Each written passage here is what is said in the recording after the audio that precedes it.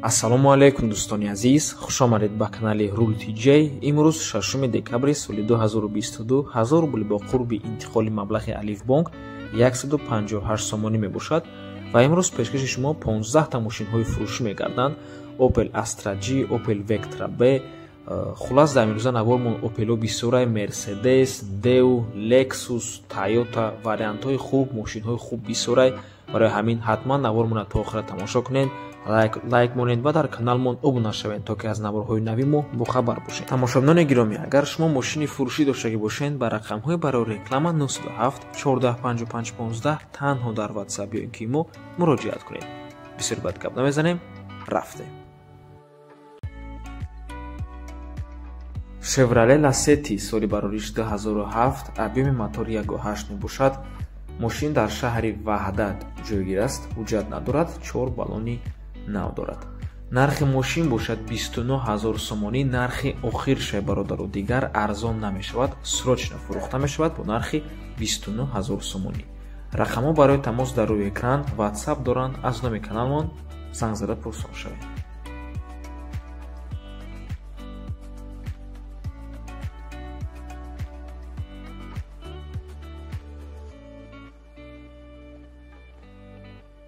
Deo Nexi 1 ташкентский, соли барориш 2006, сӯи шӯриш газ ва бензин, ҳуҷҷатош 1 сола, хадавой 100%. мошин қарор дорад дар ноҳияи Ҷалолиддини Балхӣ. кадоме надонад, номи пештараш Колхозобод буд, ҳозир ноҳияи Ҷалолиддини Балхӣ, деҳаи Гулистон. барои маълумоти бештар ба рақамҳои дар таги нархи мошин буда пурсон шавед. рақамҳои Россия WhatsApp доранд. нархи мошин бошад ҳамагӣ 18000 сомонӣ. боз савдо мешавад. марҳамат.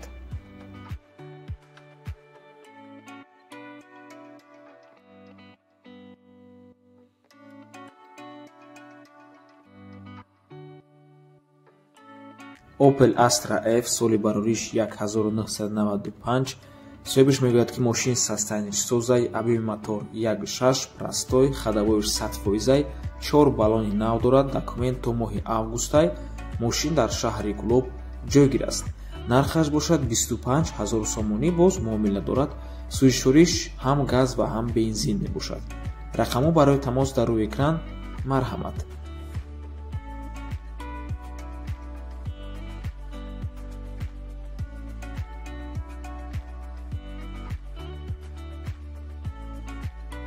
Opel Astra G кузов караван, соли барориш 2003, объеми мотор 1.6 инжектор, сӯи шӯриш газ ва бензин, ҳуҷҷатош бошад 6 моҳи дига ҳастай, коробка передач механика.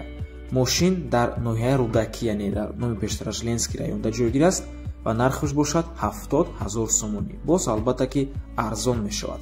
рақамҳо барои тамос дар рӯи экран. марҳамат.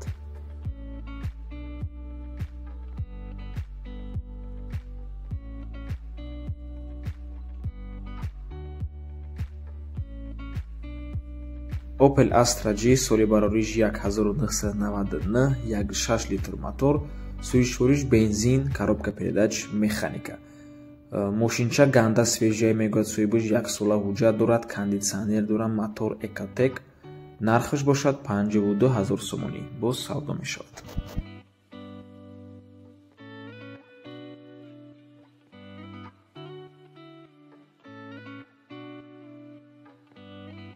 Opel Astra G соли барориш 2000, 1.6 литр мотор, сӯи шӯриш бензин ва газ, коробка передач механика. соҳибаш мегӯяд ки солуш 2000 тоза, мотор 1.6 простой, ҳуҷҷато 12 моҳа нав кардагим.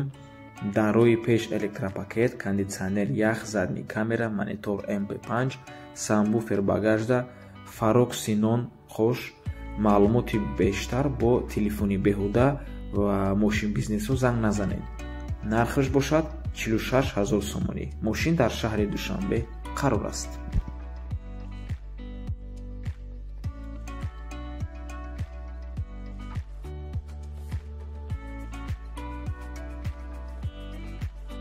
Mercedes C-класс, соли барориш 94, 1.8 литр мотор, сӯи шӯриш бензин ва газ, коробка передач механика. мошин нархаш 47000 сомонӣ мебошад ва боз муомила дорад.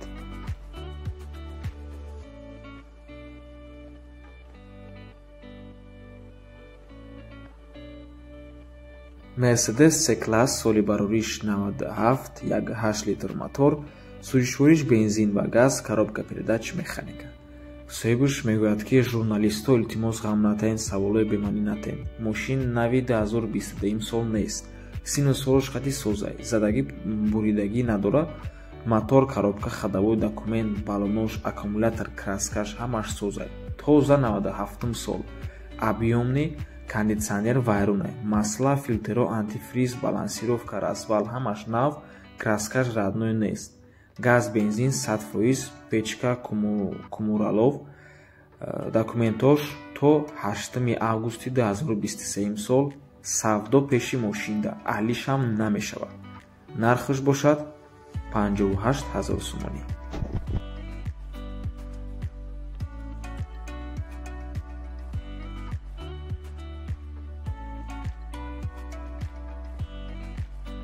Opel Vectra B соли барориш 98, як 6 литр мотор, сӯишвориш бензин, коробка передач механика. Соҳибаш мегӯяд ки мошин дар ҳолати беҳтаринай.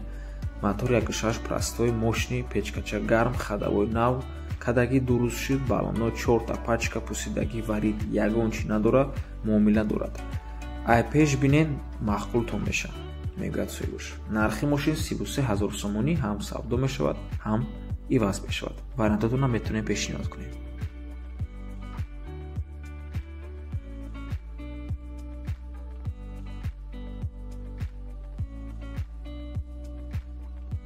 Opel Vectra B соли барориш 96, сӯишвориш бензин ва газ, коробка передач механика. Мошин дар ҳолати хуб қарор дорад. Харидори конкретни занг зана. Нархаш 35 000 сомонӣ. Боз савдо мешавад. Мошин дар шаҳри Душанбе ҷойгир аст. Умуман амин ҳама мошинҳое ки аз рақами 5 то охирон рақама, ҳамаи мошинҳо дар шаҳри Душанбе қарор ҳастанд. Дар ҳамин рӯза наволмон.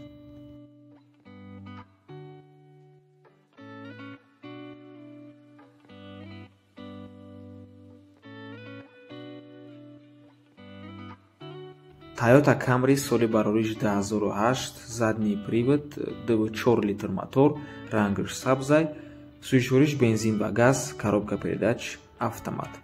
Тонировка сумуш додагия мегӯяд соҳибаш, алиш яъне савдо намешавад.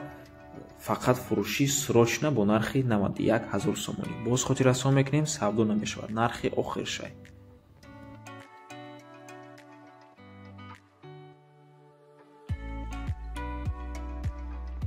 Mercedes Sprinter соли барориш 2008, 12 литр мотор, соҳибаш мегӯяд ки мошинча зури бадай, навомадагиаи ҳуҷҷатош 100, балоно нав, корда тайёрай. Сӯишвориш дизел, коробка передач механика. Мошин як моҳ шуд расиданша, ҳама ҷош 100. Мегӯяд соҳибаш.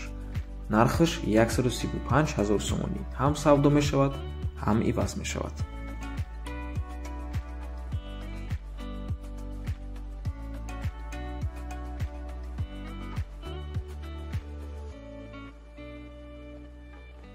Lexus RX 350 соли барориш 2008, 3,5 литр мотор, сӯишвориш бензин, коробка передач автомат.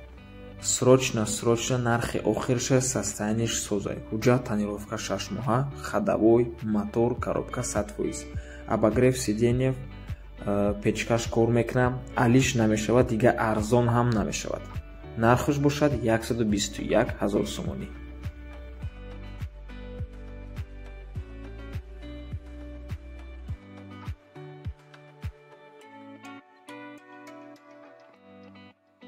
Kia Optima соли барориш 2015, 2,4 литр мотор, сӯишвориш бензин, коробка передач автомат. соҳибаш мегӯяд ки вагон состояниш беҳтарин, дастрочно фурӯхта мешавад. Нархаш 113 000 сомонӣ.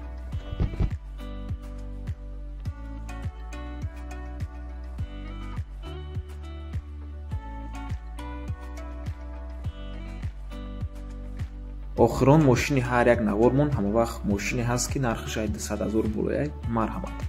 Lexus GX 470 соли барориш 2007, полный привод, 4,7 литр мотор, рангаш сафедай, сӯишвориш бензин, коробка передач автомат. соҳибаш мегӯяд ки мошин дар ҳолати беҳтарин қарор дорад. Зангзан успетка вагон.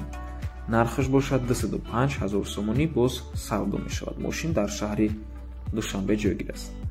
ва ба ҳамин навор мо ба анҷом мерасад. Раҳмати калон ки моро то охира тамошо кардем. Барои реклама ба рақамҳои 907 145515 танҳо дар WhatsApp ё ин ки мо муроҷиат кунед. То боздид барори кор. Худо нигаҳбон.